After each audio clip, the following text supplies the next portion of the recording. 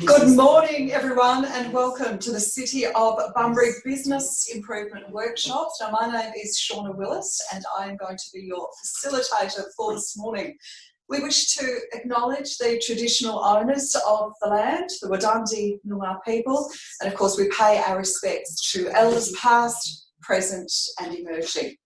Now, the City has partnered with BSW Connect to bring you this 4-week workshop series. Now, it is all designed to help you move your business online, learn how to run your business online, of course, safely, identify all the different marketing platforms available and their purpose, and how you can grow or expand your business through connection and through collaboration. Now, a little bit of housekeeping before we do continue. We'll notice that everyone is on mute, and we kindly ask that you use the chat function, which I'm going to point to right here down there for us at the bottom of your screen. Now, for anyone in the room with us, of course, we do have some paper and pen, but we can look at those questions as well. So I'm going to ask all of those online, if you can please maybe just check out the chat function. We've already had a good morning, everyone, from Robin, Liz. Hi, Liz and Ken from Work Clobber. Good to see you join us again. Louise Barkle. Good morning, Louise. So everyone, feel free to use this Zoom group chat facility. It is great. Good morning, Sharon. It's great to be able to pop on any questions that you might have along the way. Okay, marketing can be a minefield. So today we have 2 experts presenting their wealth of knowledge. We have Anthony from Rethink Marketing. He has over 20 years experience in marketing and sees it through the lens of investment and works to help his clients achieve a better return on their investment from their marketing. Now, Lauren is the Public Relations Manager, Social Media Guru at Moshi Moshi Marketing. Now, she has been running successful social media marketing campaigns and strategies for both national and international clients for 10 years. So as we say, a wealth of information from our 2 presenters today. Everyone, would you please make welcome Anthony and Lauren. I'm handing over.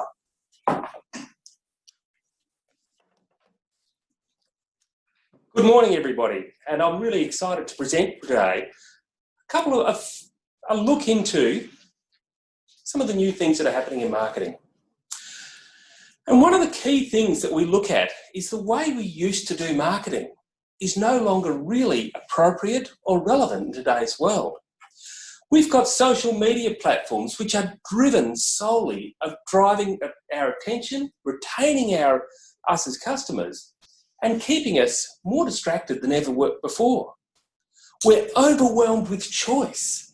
The opportunities for people to purchase whatever they want from wherever they want today is almost unlimited. But most importantly, we're just overwhelmed. The average person in Australia sees an estimated 10,000 ads per day. Just let that sink in for a second. That's 10,000 ads. What are your chances of remembering any of them? In fact, the approach that we took to marketing today for a lot of businesses isn't that different from the days of Don Draper in Mad Men, where we just focused on jamming stuff into people's face, trying to get them to coerce or cajole them into buying what we want against their wishes. It just doesn't work anymore.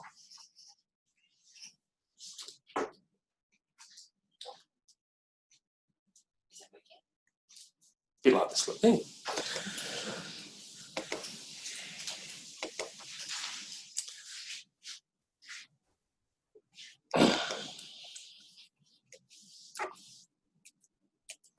Okay, so the approach that we've traditionally used and was taught in marketing schools as far back as 100 years ago is often called the attention, interest, desire and action model. It's represented as a funnel where our objective is to drive people through this funnel process to eventually have them pop out as a customer at the end of it. Visually, the first thing you notice on this is the increasing pressure of moving people from one step to the next. Our approach with these systems is all about what we're doing as marketers. And what we're doing as marketers is trying to encourage them to move one step along to the journey which we define. Now, this may seem an elegant, perhaps a simple, and even an attractive model for us as a business to look at, because it tells us the things that we need to be doing. But the challenge with it is it fails to acknowledge how the world really works. And when we think about our buying processes that we go through as consumers ourselves, it perhaps resembles a game of snakes and ladders a little bit more than it does a nice logical funnel flow. We might go forward two steps and skip through 10 steps. We might find ourselves going backwards when we read a negative review on a business. We may find ourselves perhaps just stuck somewhere in what's known as the messy middle. And this messy middle is one of the biggest challenges that marketers face today. We present an offer to our customers at an awareness stage, and at the very end of the process, we walk away with a sale or perhaps multiple sales. But what happens in the middle of that can be really quite difficult to discern and to understand in our business. What I'm presenting, and it's not my idea, I'd love to take ownership of it, it comes from an organisation called the Content Marketing Institute, is this idea of a life cycle marketing. We can no longer use the same tools which were appropriate 100 years ago, because the way that we behave and the sources of information we have today are just so different. It's time for a new model. And this new model, which is called the life cycle marketing, focuses on 4 key processes. And customers can jump from any one of those to any other at any point in time. But there is somewhat of a sequence through walking through a stage of awareness where we're looking to reach and attract the right people into our audiences. We're looking to then encourage them to act in meaningful ways with us, to engage in some format, driving that interest and intent where they perhaps feel a preference for us. And then ultimately to convert them, to actually turn them into a paying customer or a signed up subscriber. The most important part, however, is our loyalty step. And this is something that the traditional model really failed to acknowledge. The ability to recognise that 80% of a business's future profits come from their existing customers is a pretty profound difference in this model to the conventional one. The conventional funnel saw us putting most of our efforts right up at the top of the funnel where we're looking to attract people in, when in fact most of the profits actually happen on the other side of that funnel from our existing customers. When we do a great job for them, they're more likely to stay a customer. If we broke this out into a series of steps and looked at the different technologies and mediums we may want to work with, our first step of reach, we've got a lot of our traditional marketing exercises. We have things like television, radio, print, running corporate events, search engine advertising, making ourselves visible in the search results using SEO, and as well as content marketing. On the left-hand side of this graph, we have the actual value of the interaction to the customer and to us as a business. And you can see at this reach stage, it's often quite low. We're reaching a heck of a lot of people, but maybe not bringing the right people through the process.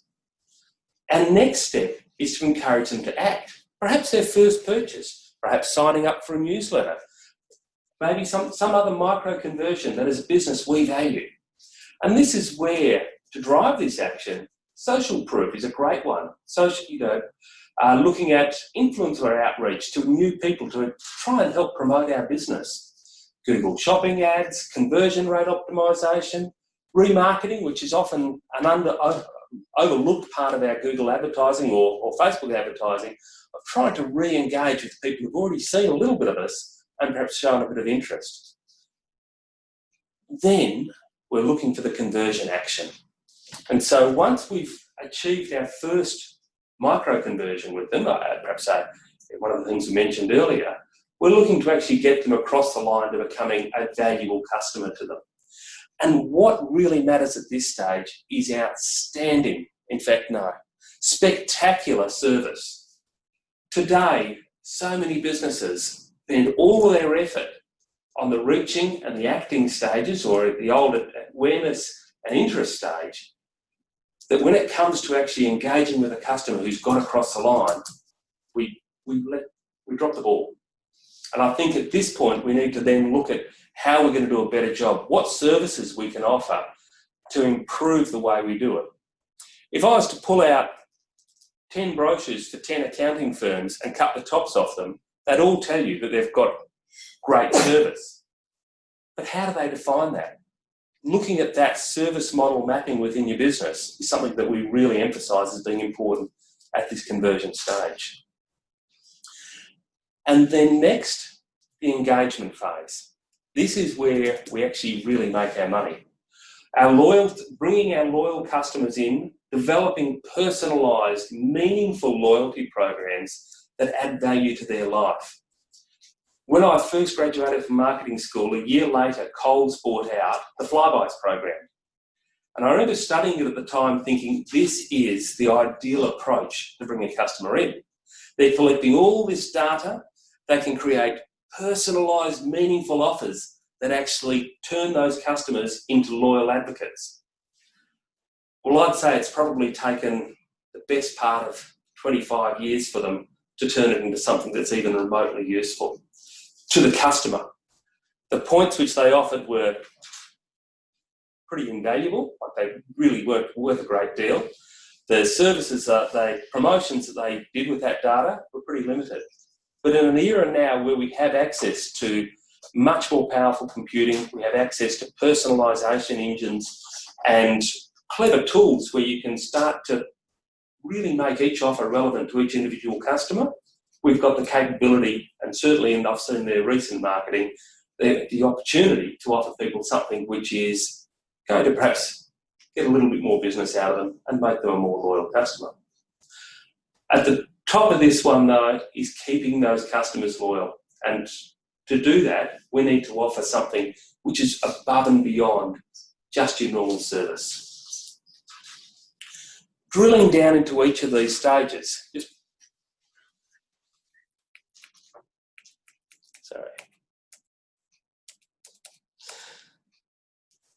Our first step is all about reach. And the reach, when we're looking to attract the right customers, we want to be bringing our message to just the right people.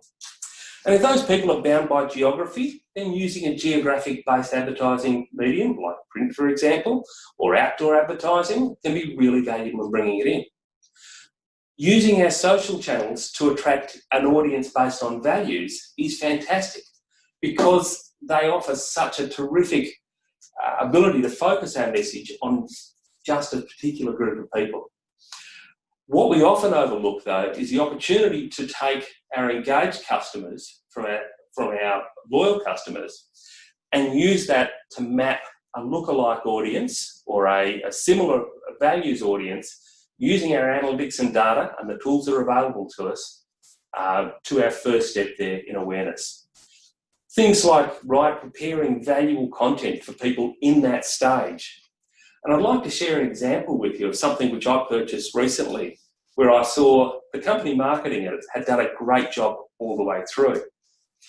In my experience, I got a large power bill. I'm sure most of us have experienced that at some point or another. And off I've gone to Google with the question, what can I do to reduce my power bill?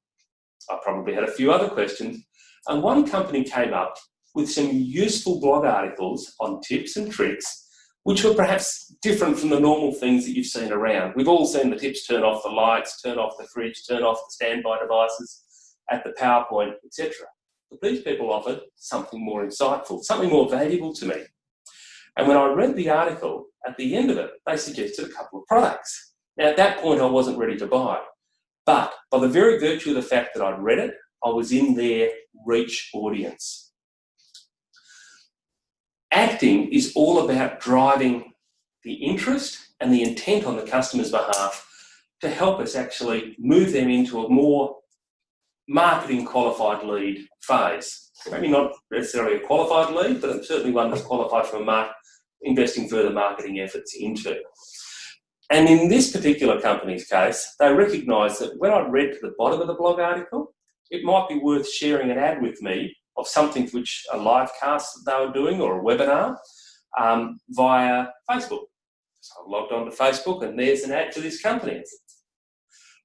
Working in this space, I didn't think what a coincidence, but I'm sure a lot of us would think what a happy coincidence. I was just reading an article from them. We've then moved through the other opportunities that might be worthwhile. An article popped up because I was looking for them with somebody providing an independent video review of a product which they offered. And this product was designed to plug onto your power meter and give you an up-to-the-minute reading of everything that's happening on your electricity and provide recommendations as to what devices you may want to look at replacing. Naturally, a shopping ad appeared when I searched for the best price on this particular product, again from the same company. And I went through the next stage of purchasing it. The conversion stage is here all about actually driving the sale. So I had a couple of questions and I picked up the phone and spoke to their sales force. And their sales force were helpful, competent, capable, and not pushy. That's something which I really value. I don't like the old smarmy or sleazy sales pushes we had in the past, where these people were genuinely here to help you. And it just so happened that you bought a product off them. The types of engagement we have at this point included things like using Facebook Messenger. So you might message backwards and forwards about the products, email messages, phone, and of course the absolute killer. Most of us, before we get to our final stage of purchasing something, we'll go and have a look for the reviews on that product. And I know myself that over the last couple of months, there's been things I've gone to purchase, and I've looked at it and had a look at a review and found people really bagging out a product or a service, and it's made me question whether I should go through with it. I think a lot of us go through this process, and looking at that reputation step is another part of the marketing mix that at the decision phase, we've done all the work of getting our people to this point only to lose them because we haven't ticked the box on having a quality product and service. And our last step here is looking at the engagement that we have with the customer. Looking at how, once they purchase it, what do we do then? Now, a lesser company than the one that I purchased this device from would have sent me an email saying, your product's on the way, it'll be there in 3 days' time. But what these people did is sent me a Facebook message and an SMS saying, here's your tracking number and the link that we'll track it on. If it doesn't arrive within the next 3 days, we'll be back in touch with you. 3 days later, I've got a message, did your product arrive? It said it did. Response, yep, it did. After that, I found what they did was really interesting. They waited 7 days, which they knew is when people would have problems with it in the past, and say, how's it going? Is there anything we can do to help you? Here's a little video on some of the common things that we found with people who've used this product. And they continued to engage with me all the way through until they knew that after 14 days of having this product, you'd probably be looking at the opportunities and spaces in your home that you may want to save a little bit of power. Naturally, 14 days later, have you experienced any of these things? If so, have a look at some of these products which may fit the problem that you're experiencing. It wasn't a hard sell to then get you to reach into your pocket and move from being a one-off customer to being a loyal, repurchasing customer. And that step of re-engaging and re-involving that customer after their initial purchase is vital. A lot of companies that we deal with get you through the funnel all the way through to the end and then just forget about you. You've made your purchase, we don't need you anymore. Whereas if we look at how we work to deliver value to these customers at this last point, we know that we can start to create something that's really meaningful to them. There's a metric which we use with a lot of clients called Net Promoter Score. A Net Promoter Score is a simple way of measuring how effective your marketing or how effective your service delivery is. It takes, and you may have experienced the question from the banks yourself, on a scale of 1 to 10, how likely are you to recommend X to a friend or colleague? Now, with this data, we can gather our 9s and 10s as to the people who are going to go out there and promote us. We can take our 7s and 8s as our, I call it our meh audience. The people who go, yeah, that's okay. It's great, it's okay. I wouldn't be recommending it, but it's okay.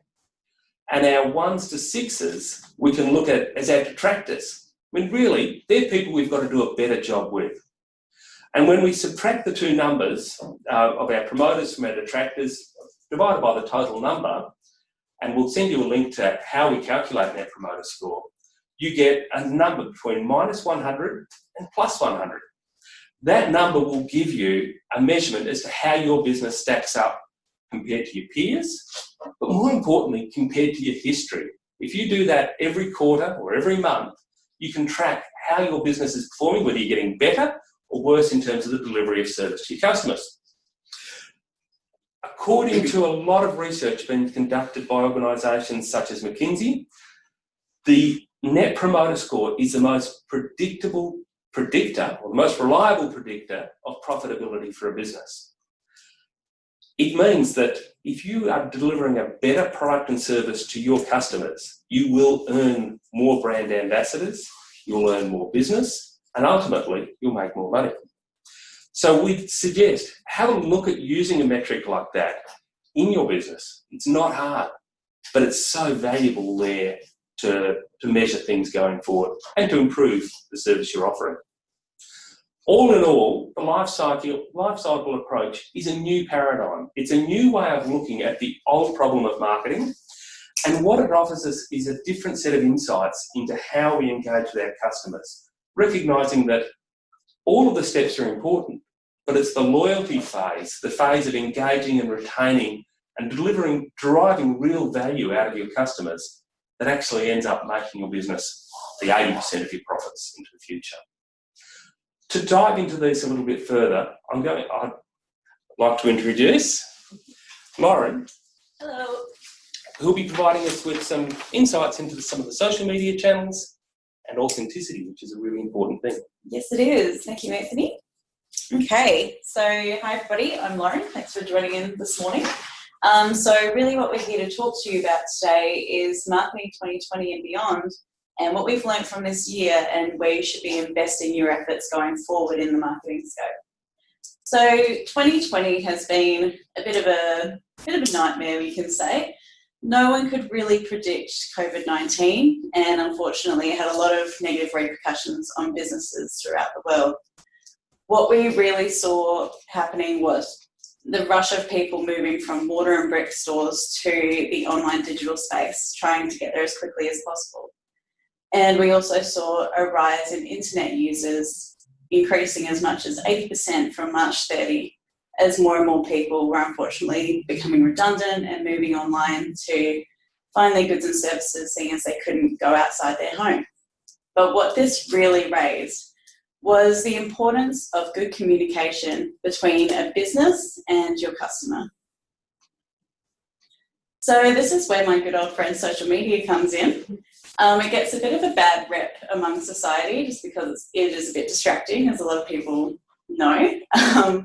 But if you really think about it, social media is the public relations of the modern age, and you have full control of your brand perception and tone, which is something that a lot of people didn't have the advantage of back in the day of solely newspaper reports or journalism or radio interviews. You 100% have control of what you put out there, how you respond to criticism and comments, and what kind of tone your brand wants to take on. So for today, I wish I could talk about all the social media channels that you have available, but I am limiting it to Facebook, Instagram, LinkedIn, and Pinterest. And I'll be running you through which businesses align best with which platforms, and also some time-saving tips on how to best organise your content. There are a few really important points about social media that a lot of business owners get a little bit stumped on. So for starters, and this is really important, You should never rely on social media as being your sole sales tool. It is a great accessory to more marketing strategy, and it is a fantastic branding platform. Social media is the key way to keep communication between you and your customers and keep your customers coming back to you. And someone once said, if you're trying to talk to everyone, you're talking to no one.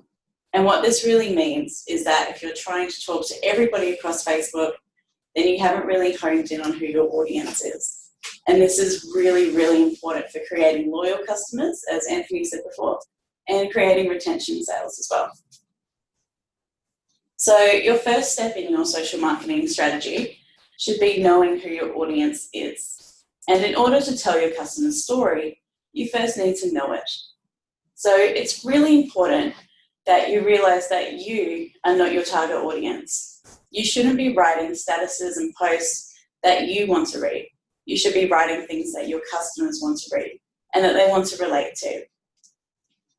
To find your audience a bit easier, use whatever analytics tools you have available. So you might already have Facebook and the Facebook Pixel installed, which is a great way to see who's going to your website from what kind of posts. You might also have Google Analytics where you can see demographics such as age, gender, location, interests, and more things like that. So once you've really nailed down who your audience is, we do suggest you create a customer profile or avatar. So this is like an imaginary person that you can write all of your posts and statuses to, all of your advertising material, really any communications that come out of your business, you should be writing towards this little made up person that you've gathered from your data. Okay, so once you have your ideal customer, it's a good time to start thinking about your communication. Good communication is real, it's relatable, it's consistent, and it doesn't force sales into people's faces. It tells a story, and most importantly, it answers a problem. The more that your content tells a story or answers a problem, the more likely you are to reach the scientific gold mine time of neurocoupling, which is when a listener or a reader reacts to what the speaker or the writer is saying at such a level that their brainwaves start to mirror that of the speaker or the writer. So any information that they hear that they're interested in is going to get absorbed way faster than anything that they're not interested in at all. With that in mind, which social media platform should you be using? So there are a lot of social media channels out there. Facebook is obviously most popular with millennials and older, but we are finding that a lot of 55-year-old pluses are taking to the platform quickly at the moment, whether it's just to communicate with families easier or more products that they're interested in are coming onto Facebook, where you get to see what that's all about. Twitter isn't overly a big social channel in Australia at the moment, although Anthony has mentioned before that farmers are quite a popular group on Twitter. So today I'll be talking mostly about Facebook, Instagram, LinkedIn, and Pinterest. But it is important to remember that there are other ones out there, such as Snapchat and TikTok, which are popular with the Gen Zs, and also YouTube for learning a lot of DIY and kind of how-to content. So the reasons why we use social media are to bridge gaps between your business and your community or your customers. It's also to create bonding experiences. It's to communicate your messages or communicate between people.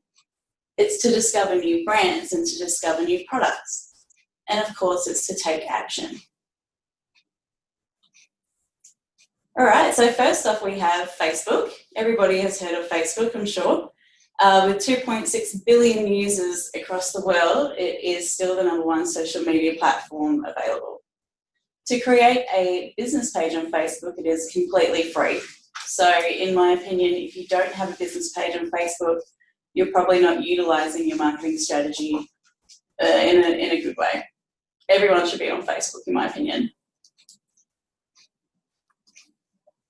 If you purely post without any paid per-click marketing, then you have a 6.4% chance of making it into somebody's feed organically.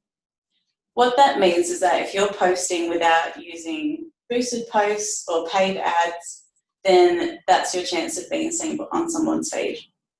Your chances of being seen are obviously increased if you choose to use these boosted posts or use paid ads with different goals. There are also Facebook shops available now, which were introduced this year. Stories, which were introduced from Instagram, and video is still outperforming photo content on Facebook as well. Facebook also offers really good analytics and targeting insights as well. So you can find out from any post that you post what age and gender is reacting with it, who's engaging, what time of day, what day of the week. So it can get really quite nitty into who you want to target with your material. When it comes to targeting, so using ads or boosted posts, you can even go down to people's interests, their income rates, their marital status. You can use quite a lot of these statistics to get your ads showing in front of that customer profile that I talked about before. All right, Instagram. So Instagram is still incredibly popular. It's best for B2C businesses as it is highly visual. The more video content you post, the more engaged users seem to be. And the most likely to post is Gen Zs and millennials, whereas the most likely to consume are millennials and Gen X. And this may seem interesting, but Gen Zs are quite comfortable talking to full screen formats instead of statuses like Facebook encourages. This is just because a change in the generations is making them feel more comfortable that way. A lot of them prefer to speak out loud than to type. It's just something that's happening. I don't know, different generation. And most likely to consume. How many of you lie in bed at night scrolling through your Instagram, looking at things? Probably a lot of you. I know I definitely do. So Instagram is still highly visual, great for any brands marketing to millennials and Gen X. And there are also a certain number of industries who really benefit from being on Instagram. And this is the golden four. If your business at all aligns with fashion, babies, love, and travel, you should 100% be on Instagram. These four industries provide great visuals for people to connect with. They can create relevant content, and anything that you post has the advantage that you can add a lot of storytelling behind it. So for an example, wedding photographers do really well on Instagram as they can do love and travel together in the same post and create really beautiful, relatable stories in their captions. Another advantage of Instagram is that the more followers you have, the more advertising options you have available to you. So this means that for accounts that have a lot of ad spend behind them and they can afford to get more followers, or if they're doing it the right way organically, then they have options like influencer marketing, swipe up experiences, and Instagram for creators available for them, which are just more ways of gaining more engagement, selling more products, and making your whole sales funnel or marketing life cycle a lot easier for you. If you are looking for pay-per-click options on Instagram, you have options such as instant experiences, Instagram shops, which are new to 2020, shopping ads, which are similar to, or you've probably seen them when you see a picture of the Kmart feed, for example, and you press on it and you can see the little dots which give you the prices and if it's in stock or not. So that's a shopping ad. You have access to influencers. There are about 5 apps available in Australia that will tie your product to your ideal influencer for a certain amount of money. Carousel ads and stories and ad placements are also available to you. Okay, we're cruising along here. That's my face up there. You might have seen me on the Moshi Moshi Instagram a bit this year talking about new changes to Instagram. But in 2020, new additions came to Instagram to help out businesses with COVID-19 and just to help boost sales locally and on a global scale as well. So things like boosting stickers for stories became available. Instagram stores became available, Instagram for creators, and the newest addition, Instagram Reels, which is said to be the new version of TikTok. we'll see how that one performs. I'm quite excited about that. All right, so you've done your two B2C services. We've got Facebook and Instagram for B2C. Now let's take a look at B2B. If you're a business selling to other businesses, it's a fantastic idea to be on LinkedIn and use LinkedIn as part of your strategy. The people most likely to post on LinkedIn are creative professional services and business management services. Your posts are going to be seen by other business professionals, typically over 30, usually in the CEO or the management position. LinkedIn is fantastic for businesses who are lawyers, accountants, commercial photographers, really anything that another business is going to find useful, then they will suit advertising on LinkedIn and posting to LinkedIn regularly. LinkedIn is also one of those social medias where people are constantly sharing articles and content that they find interesting to other businesses. So make sure that you have a presence on LinkedIn if you're going to use it, and comment on these articles and make sure that your voice is being heard. Paid advertising options for LinkedIn include boosted or sponsored posts. You've probably seen those around. Carousel ads, like the image on the right. Lead generation tools, message ads, dynamic ads, which are combinations of photos and text ads, and there's also rumours of LinkedIn stories becoming available in late 2020. It is so important that you always think back to your customer profile. If anything that you're going to share isn't going to answer a problem that they're facing or isn't going to be relevant to your customer profile, then don't post it. If it's going to add value to their experience in your business or help drive your sales funnel to a loyal customer, then definitely post it. All right, this brings me to Pinterest. It's a bit lesser known than the other three, but it is absolutely fantastic for businesses who are targeting consumers, especially ones in the beauty and art sectors. So makeup artists, photographers, hairdressers, designers, all of those industries are really well placed on Pinterest. Women over 25 are typical users of the platform, and anything that they pin is going to stay in the back of their mind until they get to their end of their sales funnels.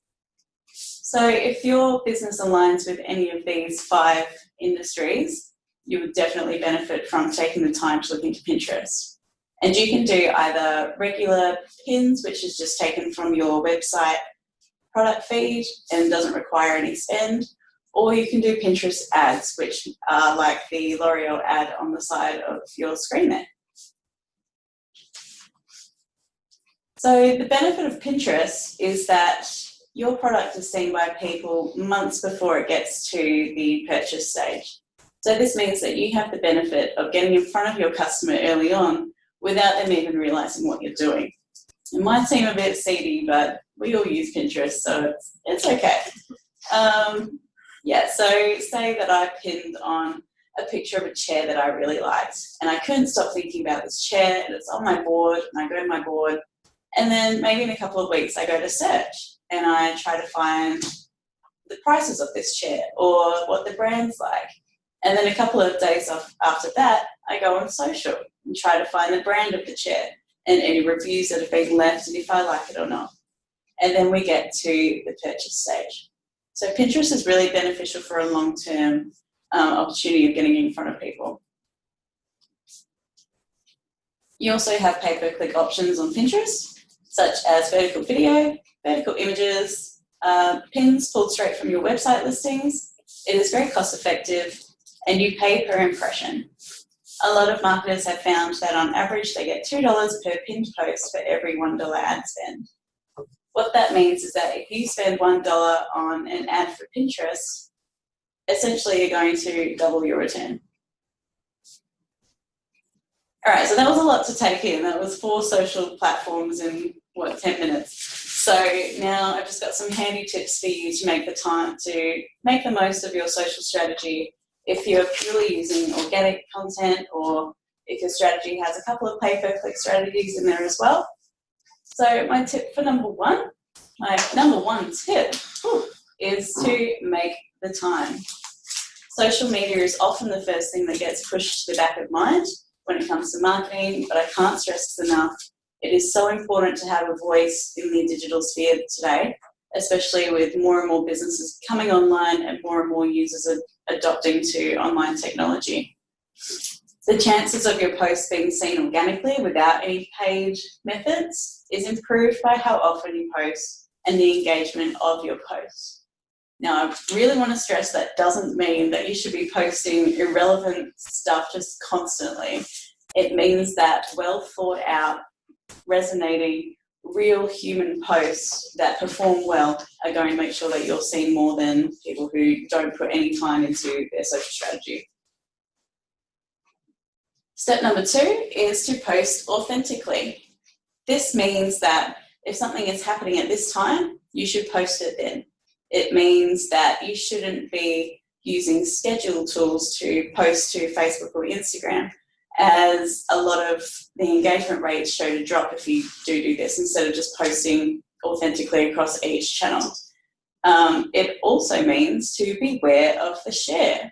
Now, this is a bit sneaky. So when you're on Instagram, I don't know how many of you have been on Instagram, I'm hoping a few, and you go to post an image with a caption, there's a section at the bottom of your screen that says share this post to Facebook. You can choose to do that. I strongly recommend not doing that. So Facebook will treat this content as duplicate content if it's exactly the same as Instagram.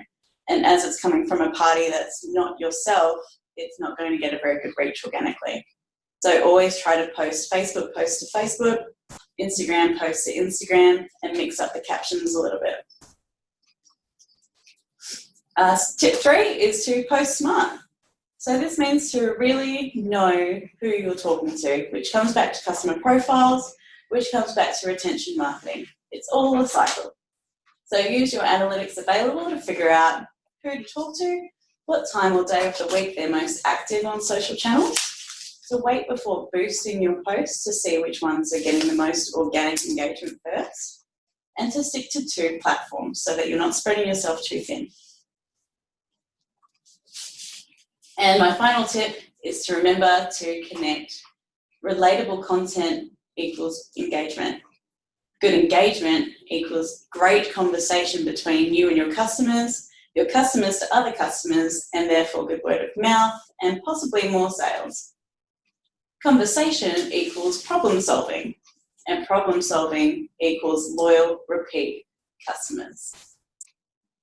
Okay, that's me. I hope you all learned something from there.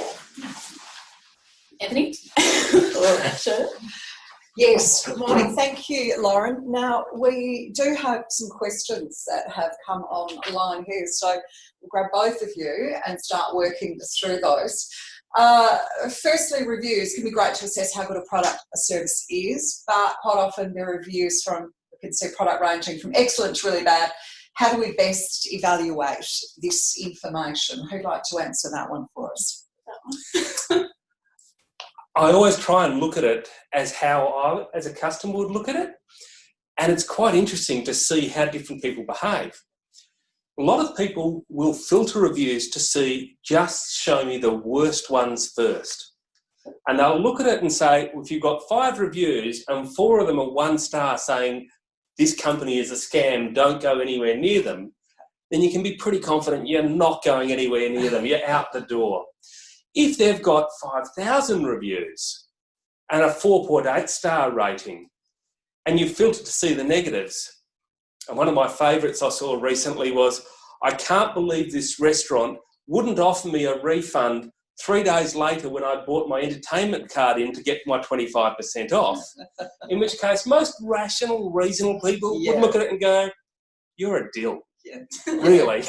you know. So looking at your reviews as a marketer, as a business looking at it, how you respond to them matters as well. So if that one, you know, we'll go to another one, I came and my meal was cold, I didn't enjoy it. It was like, hey, response comes back, we're really sorry to hear that your experience wasn't up to scratch. We take this seriously, can you please PM us, we'd like to organise something for you. Shows that as a company, they're listening. They're trying to improve their services. And you know what? If that's 1 out of their 5,000 reviews, I'm happy to cut them that slack and do business with them anyway. Yeah, okay. Certainly if you can see that they're dealing with the client's concerns and issues. Yeah, great, okay. Let's move on. So Sharon from Lomax has asked, Facebook ads versus boosted posts. Now, what should people probably consider when deciding which is the best option for them? Okay, so it all comes down to your business goals. Facebook ads has a lot of options and you can pick your goal as to what you want to get. So if you want to get more lead generations, then you would pick Facebook ads. If you want to have more brand awareness, then either really work for you. But a boosted post is just going to promote the post that you've selected across the audience that you pick as well, but it's all going to look in the same format. Whereas if you do a Facebook ad, it has more placements available and you can have more specific targeting and also reach the specific goal that you're after, really, in a nutshell. Yeah, okay. We do have a question. What is better for Southwest businesses? So going geographically located, Facebook or Instagram? It really depends on what your industry is and who you're selling to and what you sell. So as mentioned before, if it's anything that's highly visual, so fashion, beauty, travel, Instagram is fantastic. If it's any other business or any business at all, you should all be on Facebook as it's free for starters and it's a great way to get your voice online. Does that Yes, perfect. Get onto Facebook if you're not already on there. That's the big thing there, isn't it? Yeah. I guess it's like the question, radio or TV. They both have purposes in a lot of businesses. They both have channels where they can both deliver value. And it shouldn't be looked as an either or question. It's a question of which one you need to put more energy into.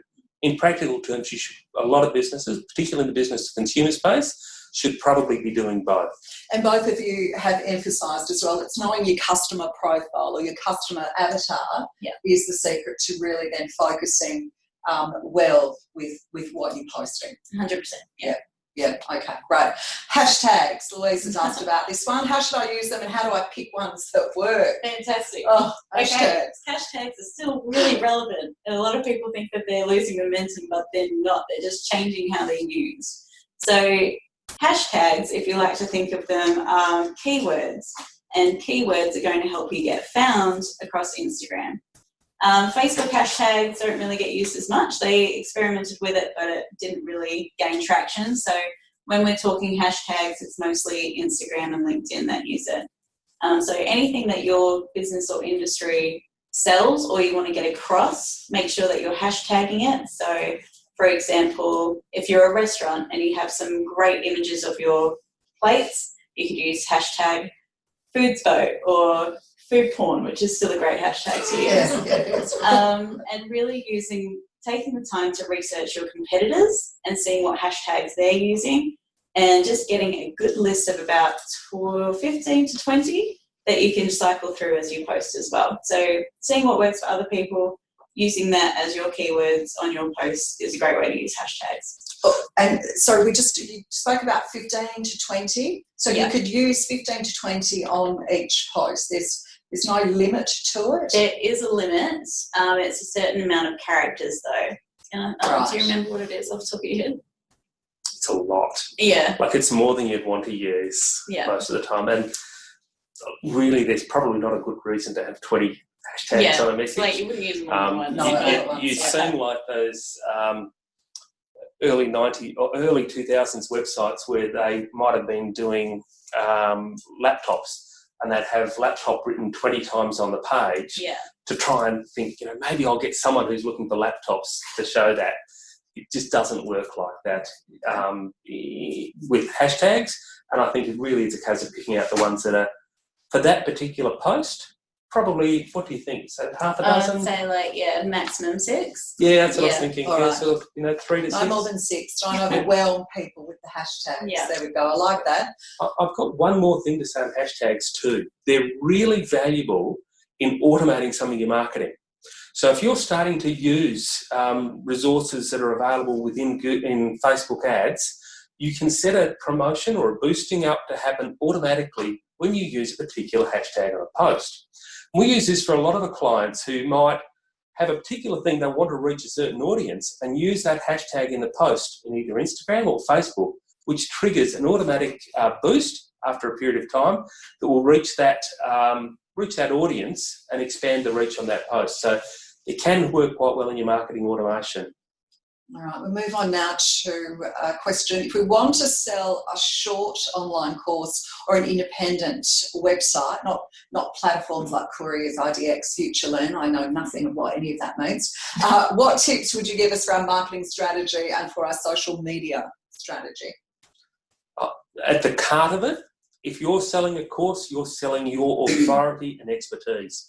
So do everything you can to build up that reputation around your authority, your experience, your capability, and really an audience of following of people who value what you have to say.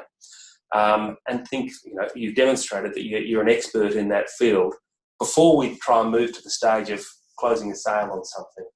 Lauren, do you want to? When it comes to social media strategy for selling courses, make sure that you have an event registration page. And you can also create boosted posts or ads that lead people straight to that page as well, so they can click if they're interested or just get an understanding of what you're actually selling. Also, I would use video quite heavily to have like a little explanation of what your course is going to be about. All right, great. Another participant question, should I be scheduling my social media posts, and what is the best tool for Facebook and Instagram? You briefly touched on that, yeah. Lauren. Yeah. So the best way to get engagement is to not schedule. Yeah. If you have to schedule, use the back end of Facebook for Facebook posts. You can also use that for Instagram as well, although I haven't found engagements being fantastic. There are a couple of third-party apps out there that do the job pretty well, but as a rule of thumb, you should always post authentically and post organically. Okay. Back to being authentic again with what you're doing.